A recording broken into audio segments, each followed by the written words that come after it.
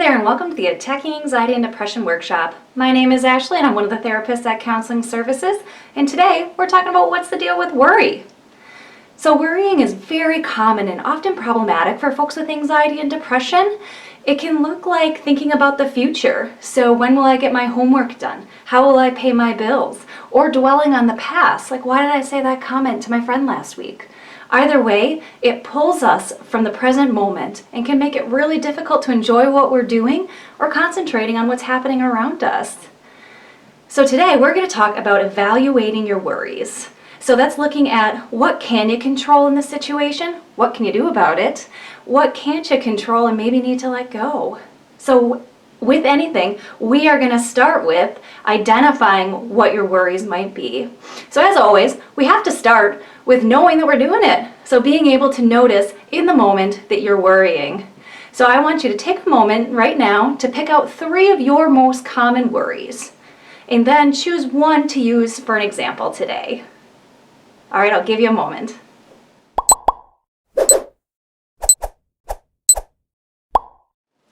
All right, so now that you have your examples picked out, let's look at evaluating your worries. So the first step is really looking at what do you have control over, what do you not have control over. A lot of times we worry about things that we have control over, we have no control over, but most of the time it's a combination of both. So we're going to start today by looking at what do you have control over within your worry. So thinking of your example, what might be some things that you have control over? And then the next step of that, we're going to make an action plan as to what you can do about it. So my example that I'm going to use is an upcoming test that I'm worried about my grade. So what do I have control over about an upcoming test? And by and large, the biggest one is going to be how I prepare for that test. So I'm going to make an action plan to how I can prepare for my test. So when thinking of how we're going to make an action plan, it's incredibly important to use what we call a SMART goal.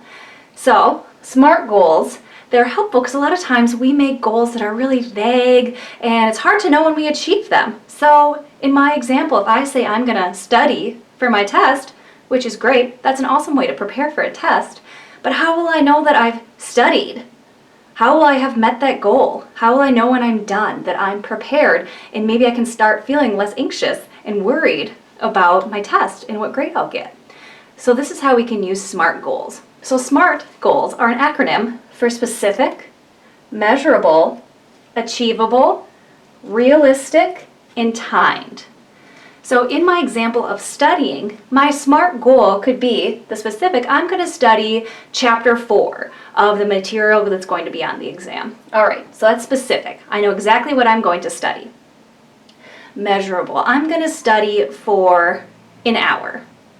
So I have an amount to say that when I've hit an hour of studying, I'm done. I feel good. It's something achievable. So now if I have a really busy week and an hour is not something that I can dedicate towards my exam, then let's not pick an hour. Let's maybe pick a half hour. Thinking of what is actually achievable. So in realistic, they're pretty similar, but think if I'm not someone who can sit and study for an hour, I shouldn't pick an hour.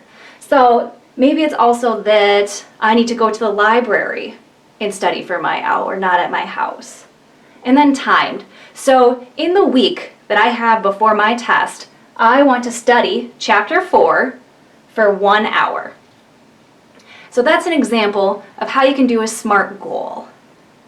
Then, after I've studied for an hour, I can think back and be like, all right, you know what? I've studied enough. I feel good about chapter 4. I don't need to worry as much about my test. So take a moment and think about, with your example, with your worry, what might be things that are within your control and what SMART goal can you make to take some action towards it.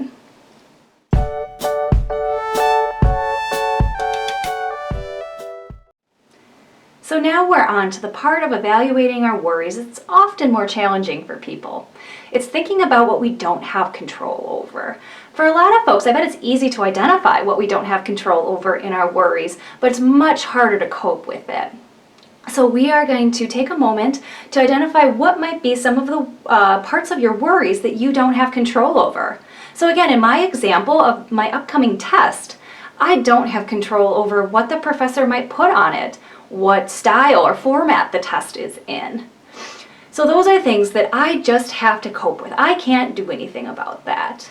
So sometimes it's helpful to do what we call putting our worries on a shelf. So this is a skill of mindfulness. So it's consciously deciding that I'm worrying about that, I can't do anything about that, so I'm going to set it on this shelf, and I make this motion because for some people it's helpful to physically think of setting something on a shelf.